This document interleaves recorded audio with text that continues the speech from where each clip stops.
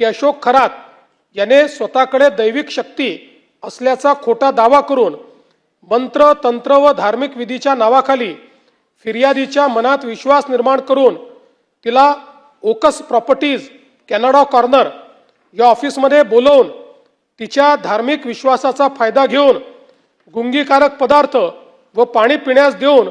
तिला संमोहित करून तिचे आयुष्य बर्बाद करून टाकेन अशी धमकी देऊन तिच्या पतीच्या मरणाची भीती तिला घालून तिची इच्छा नसताना वारंवार बलात्कार केला अशी तक्रार दिल्याने सरकारवाडा पोलीस स्टेशन येथे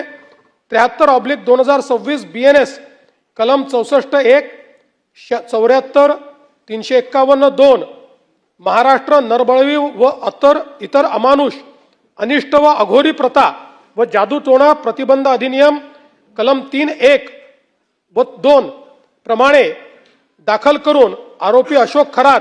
यास दिनांक 17/3/2026 रोजी 23:59 तात्काळ अटक करण्यात आली।